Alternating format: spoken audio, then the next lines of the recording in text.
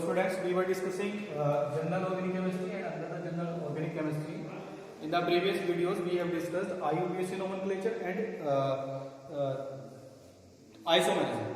So in the last video, when we were discussing isomerism, I told you that isomerism has two classification as structural isomerism and stereoisomerism.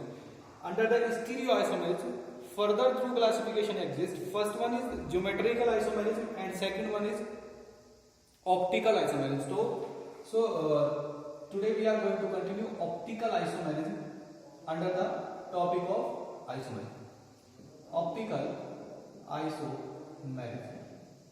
ठीक है. First of all, what is the optical isomerism? ठीक है. Optical isomerism क्या होता है ये समझना जरूरी है और आइसोमेरिज्म हमें समझ आता है. अगर वर्ड मीनिंग हम समझे तो ऑप्टिकल भी हमें समझ आता है. Optically related to the light. So if we have sunlight और we can say plane polarised light. As we know light has 7 components. ठीक है. एक कंपोनेंट है लाइट का. ये लाइट ऐसे जा रहा है, ये स्लिट से पास हुआ. ठीक है. और यहां पर लाइट के सभी कंपोनेंट्स को अलग अलग प्लेन पोलराइज पैरेलली अब ये ऐसे चलेंगे 3, 5, 6, 7. ठीक है. If we put a sample in the middle of plane polarised light then sample will rotate the polarized light in clockwise और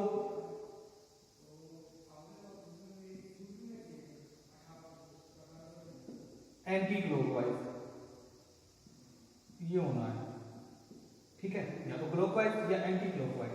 if it rotate the clockwise then this form will be called dextro rotatory.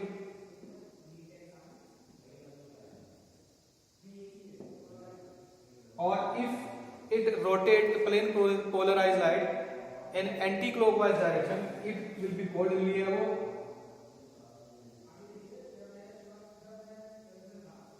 rotatory. This is clockwise, this is anti-clockwise. ठीक है. This is called D form of D form isomer. It will be called L form isomer. And it is totally experimental. ये experimental होता है. उसके बाद plane polarised light का इस phenomena के बाद for the optical isomerism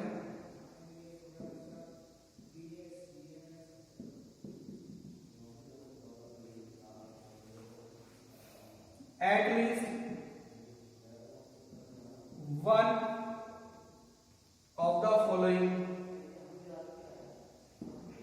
is must. Following जो चीजें हैं उनमें से कोई एक चीज होना जरूरी है. पहला है कायरल सेंटर.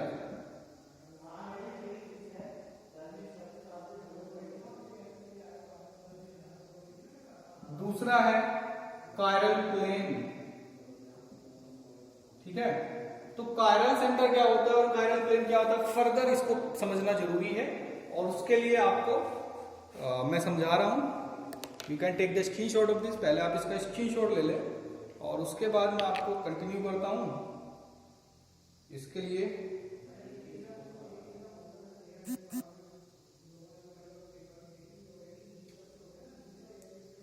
ठीक है. तो उसके लिए कंटिन्यू करते हैं. चलिए. कायरल सेंटर क्या होता है. ठीक है. और क्योंकि हम ऑर्गेनिक पढ़ रहे हैं तो हमें ऑर्गेनिक में ही पढ़ना पड़ेगा. ठीक है. इसको मैं रब कर देता हूं.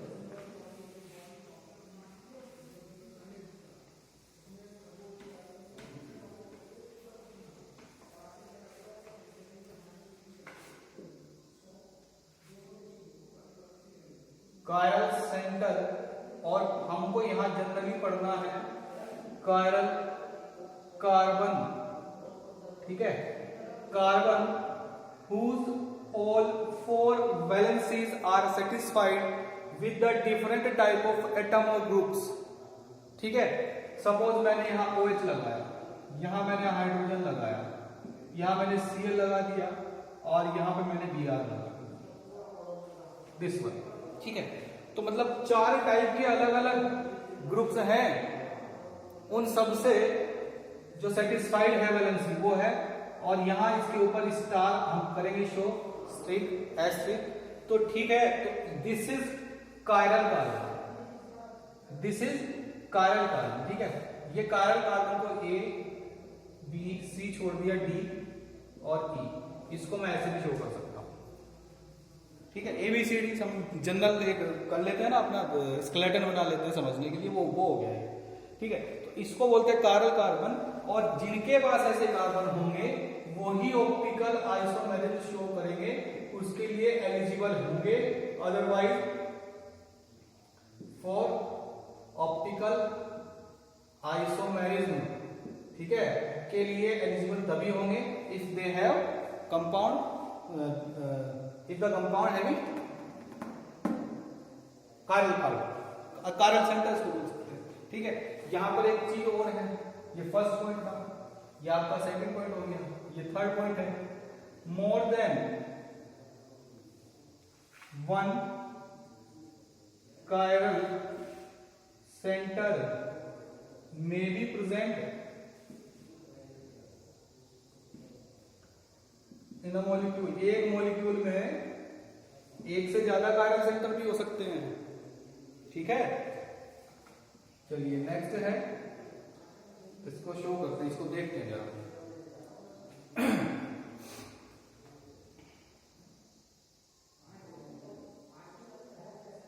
चलिए, तो कायरल सेंटर के बारे में पता लगा। कायरल प्लेन जो है वो आपको यहाँ नहीं पढ़ना है, ग्रेजुएशन पर पढ़ने को मिलेगा, अभी इसको पढ़ना ही नहीं है, केवल सेंटर पे ही फोकस करेंगे, मैंने बता दिया था फिर भी।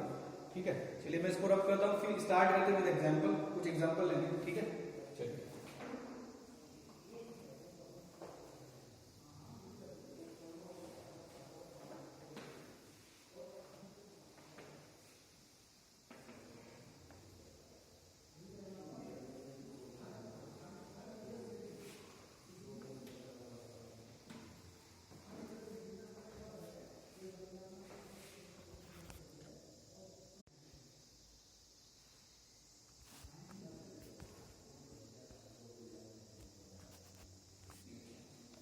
तो चलिए एक एग्जांपल ले लेते हैं।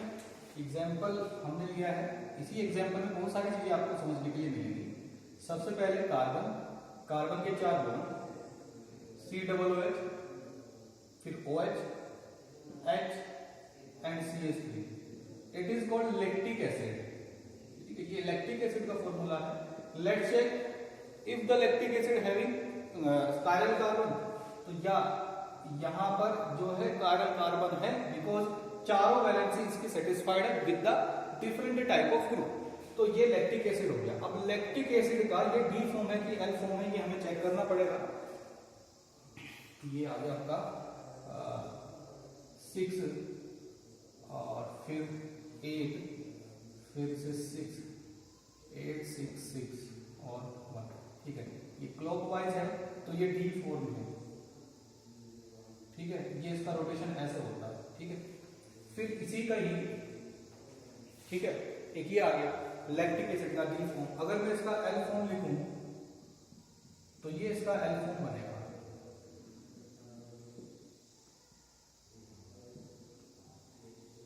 ठीक है, ये बनेगा इसका L फॉर्म। ठीक है, तो D form and L form. ठीक है, ये दो फॉर्म है लैक्टिक एसिड के जो कि ऑप्टिकल आइसोमेरिज्म शो करते हैं, and they are optical isomers, D form and L form. D and next point आपका D and L form are optical isomers. ठीक है, D and L form are optical isomers. अगर मैं यहां इसका mirror लगा दूं तो मिरर इमेज भी तो यही बनेगी। ठीक है, अभी नया एग्जांपल है, ये जो का तो यहां अलग पेज पर लिख करके बीच में मिरर लगा करके नई डेफिनेशन लिखेंगे। नेक्स्ट है आपका इनांशियोमर्स। ठीक है, इनांशियोमर क्या होता है? मिरर इमेज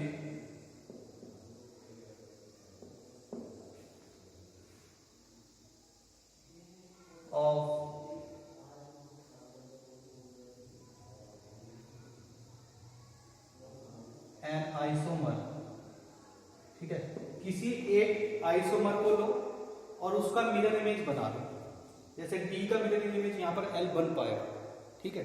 जब ये बन पाएगा तो डी एल, ठीक है, N isomer are called इनैंशियोमर्स,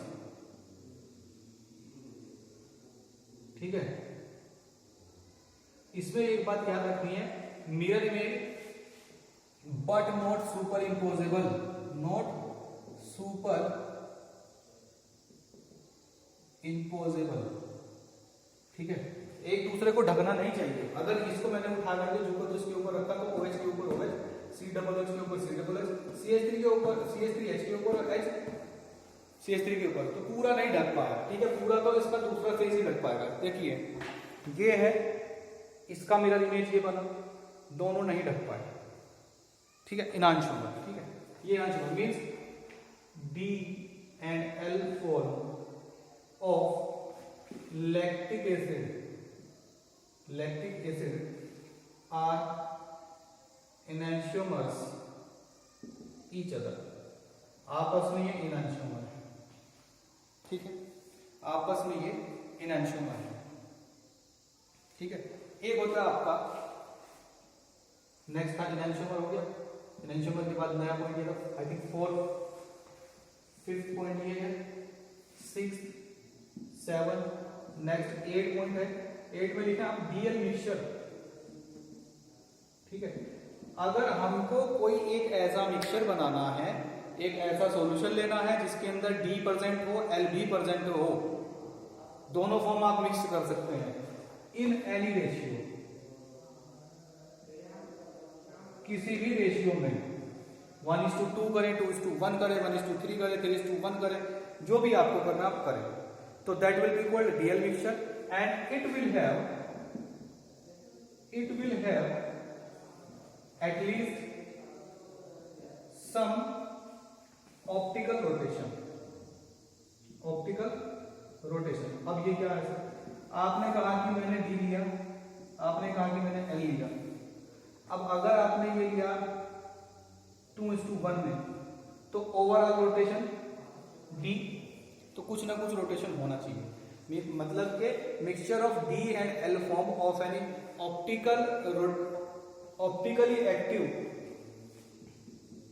molecule, ठीक है। आपने उसको डी और एल फॉर्म ले लिया and the mixture, if the mixture has at least some rotation ये वाली ऑप्टिकल रोटेशन कुछ ना कुछ उसकी है, तो that will B DL mixture, वो डीएल मिक्सचर हो जाएगा, ठीक है, वो डीएल मिक्सचर हो जाएगा।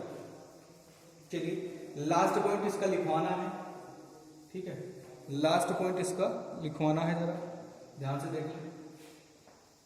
यही मैं लिख देता हूं, 6 को रफ कर रहा हूं।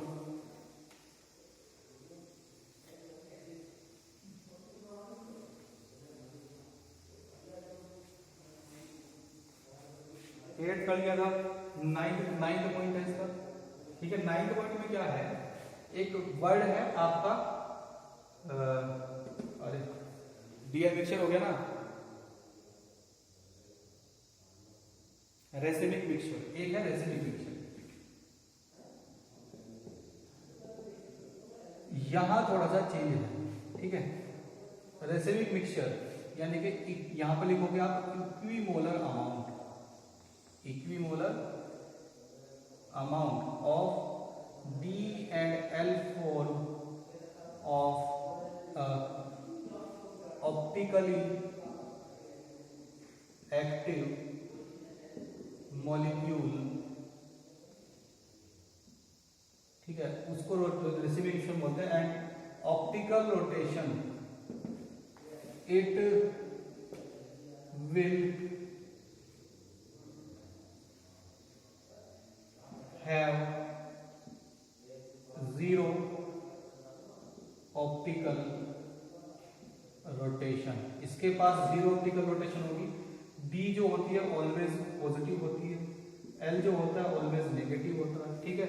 तो पॉजिटिव और नेगेटिव जो ऑप्टिकल रोटेशन होता है आपका, optical rotation it is counted as 5 and it will be 0। 5 से इसको डिनोट करते हैं और ये 0 होगा इन रेसिमिक मिक्सचर, ठीक है, ये। और एक वर्ड और आता है रेसेमाइजेशन, ठीक है, रेसेमाइजेशन। तो रेसेमाइजेशन वही प्रोसेस हुआ to mix the equipolar amount of D and L form of an optically active compound, ठीक है। तो ये आपको याद रखनी थी 10 टर्म ऑप्टिकल आइसोमेरिज्म में। अगर इसका मिरर इमेज बन पा रहा है और दोनों अलग अलग आ रहे हैं, that will B D and L form, और एक दूसरे को नहीं ढक पा रहे तो इनैंशियोमर, ठीक है। इनैंशियोमर के बाद डीएल फॉर्म, रेसिमिक मिक्सचर और रेसिमाइजेशन, ठीक है। ये आपके लिए बहुत इंपॉर्टेंट है, ठीक है। एक्चुअल में ये टेट्राहेड्रल बनेगा, 3D में मिलेगा। आप इसको 3D की प्रेजेंटेशन आप इसका कहीं YouTube पे देखें या फिर मैं इसी वीडियो के बाद में आपको इसमें ऐड कर दूंगा, ठीक है। तो ये था आपका ऑप्टिकल आइसोमेरिज्म, ठीक है बेटा। तो आज इस आपकी आइसोमेरिज्म खत्म हुई है, ठीक है। चलिए, तो fundamental concept in organic reaction mechanism start कर रहे हैं अभी, ठीक है। थोड़ी देर का है, स्टार्ट कर लेते हैं, बाकी कल उसको कंटिन्यू कर लेते हैं, ठीक है। चलिए,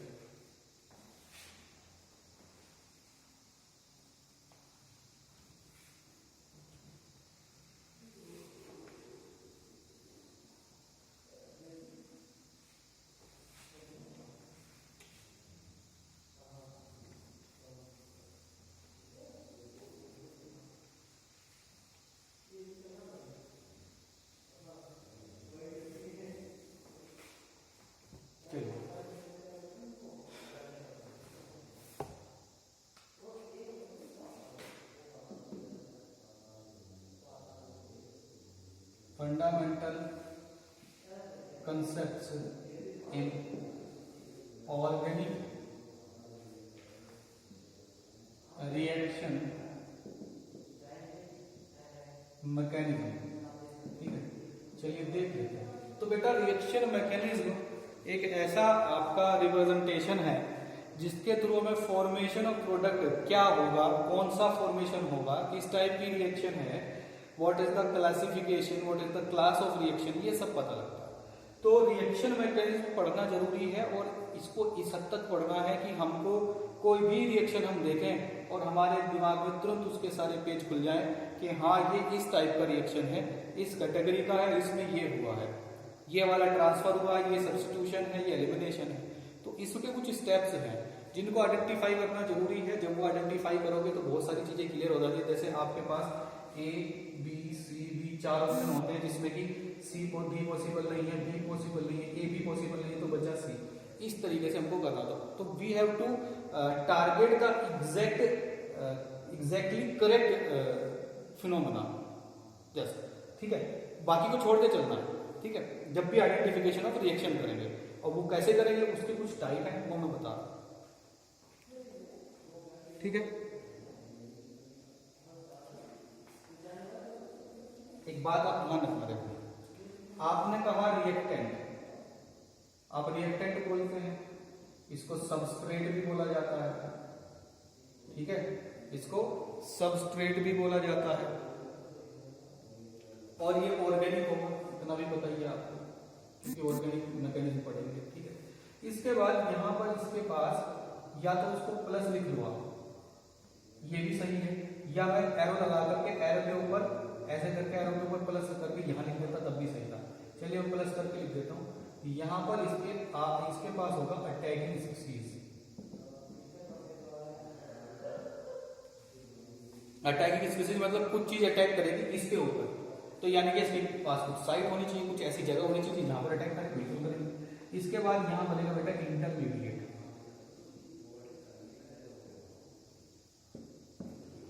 ठीक है। इस इंटरमीडिएट के बनने के बाद ये प्रोडक्ट नहीं है, ये कुछ टाइम के लिए बनेगा, कुछ स्टेबल होंगे, कुछ अनस्टेबल होंगे, ठीक है। स्टेबल जो होते हैं उनको ट्रू इंटरमीडिएट बोलते हैं, जो अनस्टेबल होते हैं उनको फॉल्स इंटरमीडिएट बोलते हैं। ट्रू और फॉल्स की कैटेगरी हमें फिर से पढ़नी है, फॉल्स से नहीं पढ़नी, ट्रू तो पढ़ेंगे, ये आपको यहाँ पढ़ना है। जो ये इंटरमीडिएट है ये डिसाइड करेगा कि स्टेबल मॉलिक्यूल बनेगा कि नहीं बनेगा, स्टेबल बनना कि अनस्टेबल मॉलिक्यूल बनना, ठीक है। यहां से फिर बाद में बनेगा आपका प्रोडक्ट, ठीक है। Most stable intermediate will prefer the most stable product, least stable intermediate will prefer the least stable product. Simple. तो ये हमको याद रखना, ये मतलब एक फिनोमेना है यहां से यहां तक जाने का और रिएक्शन मैकेनिज्म को करने का। तो सबसे पहले इस बात को, इसके बारे में समझिए, ये रिएक्टेंट क्या क्या हो सकते हैं। ये रिएक्टेंट कुछ भी ऑर्गेनिक मॉलिक्यूल हो सकता है, ठीक है। अब क्योंकि अटैकिंग स्पीशीज है तो यहां इसके पास क्या होना चाहिए, कोई साइट यानी कि स्पेशल चीजें। कोई स्पेशल चीजें क्या क्या हो सकती है बेटा, मल्टीपल बॉन्ड हो सकता है, इसके पास लोन पेयर हो सकता है, इसके पास कोई चार्ज हो सकता है, पॉजिटिव या नेगेटिव कार्बन के ऊपर होगा, ठीक है। Multiple bond, lone pair, charge, इसके पास बॉन्ड की पोलैरिटी हो सकती है। तो ये सारी चीजें इसके पास हो सकती है स्पेशल, ठीक है। इसके पास रेजोनेंस हो सकता है, ये भी एक रीजन होता है रिएक्शन हो जाने का। ये हालांकि इलेक्ट्रॉनिक इफेक्ट में इसको लिख दूं रेजोनेंस के बजाय तो ज्यादा बेटर है, उसमें सारे ही काउंट हो जाएंगे इलेक्ट्रॉनिक इफेक्ट, ठीक है। ये हो गया। अब बात करते हैं अटैकिंग स्पीशीज का। अगर मल्टीपल बॉन्ड है तो प्रोडक्ट ऐड होगा, तो अटैकिंग स्पीशीज के पास पोलैरिटी होगी जो कि टूट करके आधा इधर आ जाएगा। लोन पेयर है तो ये इलेक्ट्रॉन डेफिशिएंट हो सकता है, इलेक्ट्रॉन डेफिशिएंट स्पीशीज हो सकता है। अगर चार्ज है तो इलेक्ट्रॉन डेफिशिएंट और सेम ये वाला, या इलेक्ट्रॉन रिच, दोनों हो सकता है। या फिर इसके पास डिफरेंट चार्ज वाले कार्बन हो सकते हैं जो अटैक करेंगे। बॉन्ड पोलैरिटी है तो वहां पर एडिशन के लिए पोलर एडक्ट होगा, एडक्ट मतलब जो चीज ऐड होगी, ठीक है। इलेक्ट्रॉनिक इफेक्ट है तो यहाँ पर भी पॉजिटिव या नेगेटिव चार्ज या समथिंग कोई ऐसा स्पीशीज जिसके पास लोन पेयर कम या ज्यादा हो, वो सब काउंट हो चुके हैं। इस तरीके से अटैकिंग स्पीशीज ये सब हो सकती है। दूसरा इंटरमीडिएट जो है, यहाँ ध्यान दो जरा, इंटरमीडिएट में बेटा बनेंगे बहुत सारे, लेकिन पढ़ने आपको कौन कौन से हैं। कार्बन प्लस को बोलते हैं कार्बोकैटायन, या कार्बेनायन इसका सही नाम है, ये कार्बोकैटायन भी इसको बोलते हैं, ठीक है। नेक्स्ट है कार्बोनियम, अच्छा कार्बोनायन, कार्बोनियम आयन, कार्बोनियम आयन। और कार्बन आयन ये होता है सी नेगेटिव। एक होता है कार्बन फ्री रेडिकल, इसके पास एक इलेक्ट्रॉन प्रेजेंट होगा लोन पेयर में, ठीक है। एक और होता है जिसके पास लोन पेयर होता है, इट इज कॉल्ड कार्बीन। तो ये जो बार के दो है, ये वाला है, ये तो आपको 2-3 बार केवल पढ़ने को मिलेगा, ये ज्यादा 10 बार पढ़ने को मिलेगा, ये सबसे ज्यादा बार पढ़ने को मिलेगा। इनमें भी सबसे ज्यादा C+ मिलेगा, ठीक है। इतने सारे टाइप, और ये सारे बेटा ट्रू हैं, फॉल्स नहीं है। तो जब इंटरमीडिएट पढ़ेंगे तो वहां इसको पढ़ेंगे। बाकी जो आपका प्रोडक्ट है वो तो बनना ही है, प्रोडक्ट का नेचर तो उसके बनने के बाद आप बता पाओगे। तो ये सारी स्पीशीज, ये इस तरीके से स्पीशीज के अंदर ये चीज देखनी होती है कि हाँ इनके अंदर ये चीज है, यहां से रिएक्शन स्टार्ट होती है, यहां से स्टार्ट करना, ठीक। तो चलिए इसको पढ़ने से पहले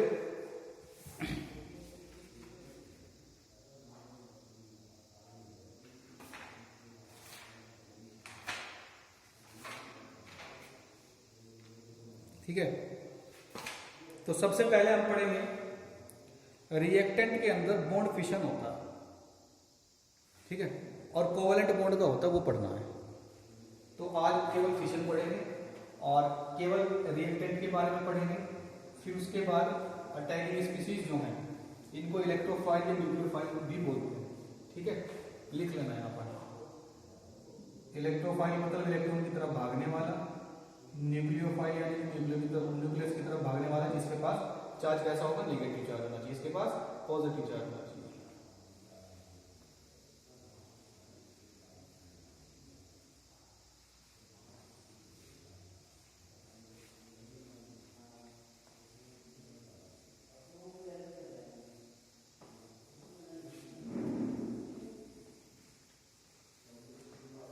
चलिए तो यहां पर पढ़ते हैं पहला, जो कि रिएक्टेंट के बारे में है। रिएक्टेंट के अंदर ये फिनोमेना होगा, काम होगा, जिसको बोलते हैं बॉन्ड फिशन। बॉन्ड फिशन मतलब बॉन्ड का टूटना, यानी कि ये कोवलेंट का केस पढ़ना है, ठीक है। कोवलेंट बॉन्ड बनता कैसे, इक्वल शेयरिंग से। इक्वल शेयरिंग से दो जगह बनेगा, या तो बिटवीन सेम एटम, ठीक है, या बिटवीन डिफरेंट एटम बनेगा। अब बिटवीन सेम एटम बना तो ठीक, बिटवीन डिफरेंट एटम बना तो ठीक। अगर ये क्लीवेज होता है तो क्या होगा, दोनों तरफ बराबर जाएगा, ठीक है, सेम एटम की तरफ जाएगा, तो यहां बनेगा कार्बन फ्री रेडिकल, ठीक है, यहां बनेगी फ्री रेडिकल। और अगर एक ही तरफ टूटेगा तो यहां बनेंगे कैटायन एंड अनायन, ठीक है। चलिए, तो इसको बोलेंगे आप, फिर इस वाले को बोलोगे आप होमोलाइटिक बॉन्ड फिशन, इस वाले को बोलेगा हेटेरोलाइटिक बॉन्ड फिशन। चलिए, होमोलाइटिक का एक एग्जांपल मैं आपको दिखा रहा हूं कि मुझे बनाना है H2 से मैंने H न्यू डाला इसके ऊपर, जो कि ये था, तो ये बराबर दोनों तरफ टूटता है। H न्यू मतलब सनलाइट बोलते हैं, सनलाइट, तो ये होगा twice of H2। As it is अगर Cl2 को H न्यू प्रोवाइड करा दें तो twice of Cl2। These are free radicals, hydrogen free radical, chlorine free radical, ठीक है। या फिर आप इसको ऐसा भी कर सकते हैं कि CH3Cl, होमोलाइटिक मतलब दोनों तरफ बराबर टूटेगा, ये भी, यहां भी ये टूट सकता है भाई, CH3 डॉट और Cl dot. Chlorine free radical और मिथाइल फ्री रेडिकल, ये भी होमोलाइटिक के अंदर जाएगा, ठीक है। चलिए, हेटेरोलाइटिक बॉन्ड फिशन, किसी एक साइड टूटने वाला between two different atoms, carbon और ब्रोमीन। इलेक्ट्रोनेगेटिविटी किसकी ज्यादा, ब्रोमीन की, तो इलेक्ट्रॉन लेके कौन जाएगा, ब्रोमीन, सिंपल सी बात। तो क्या बना, methyl carbocation plus Br negative bromide ion, ठीक है। As it is, if we have C2H5OH, then the polarity of this bond will be moved toward the oxygen and C2H5O negative ethoxide and hydrogen H ion, ठीक है, hydrogen ion will be formed, ठीक है, ये बना।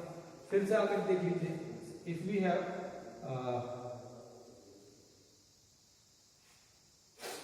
इसको कर लेते हैं, हाँ, C2H5OH, यहां पर कई बार ऑक्सीजन का ये वाला बॉन्ड भी टूट जाता है, तो यहां बनेगा ethyl carbocation plus hydroxide ion, ठीक है। So these are the fissions of bond in case of homolytic, in case of heterolytic, and the reactive species are being formed, बन रहे हैं। क्यों, क्योंकि यहां पर फ्री रेडिकल बने, यहां पर कार्बन का पॉजिटिव बना, एक कार्बन का नेगेटिव भी बना देते हैं, ठीक है। कार्बन का नेगेटिव बनाने के लिए CCl3H, तो यहां पर जो इसका स्ट्रक्चर है वो कुछ इस तरीके से है, तो ये बॉन्ड इसकी साइड जाएगा, तो Cl3C negative plus H positive, ये कार्बन आयन बन जाएगा, ठीक है। तो हमेशा जो एरो लगना है, एरो उसी साइड लगना है जिस साइड नेगेटिव डेंसिटी मूव हो रही है, पॉजिटिवली कभी नहीं लगेगा, ये आप याद रखेंगे। आप देख लीजिए, नेगेटिव डेंसिटी दोनों तरफ नेगेटिव डेंसिटी दिया, negative density toward oxygen, oxygen toward C, ये सबसे इंपॉर्टेंट बात है, आप इसको याद रखना, ठीक है। तो ये था आज आपका बॉन्ड फिशन, जो कि रिएक्टेंट के अंदर होता है, वो हमने समझ लिया। अब रिएक्टेंट के बाद अटैकिंग स्पीशीज आते हैं, ये प्लस बना तो यहाँ नेगेटिव आएगा, ये नेगेटिव बना तो यहाँ प्लस आएगा, यहाँ न्यूक्लियोफाइल आएगा, उसको न्यूक्लियस यानी कि प्लस चार्ज चाहिए, यहाँ इलेक्ट्रोफाइल आएगा, यानी कि पॉजिटिव चार्ज जिसके पास है उसको नेगेटिव चाहिए, तो इलेक्ट्रोफाइल इलेक्ट्रॉन की तरफ भागने, ठीक है। ये सब हम कल पढ़ेंगे। चलिए, that's all for today, thanks for watching the video.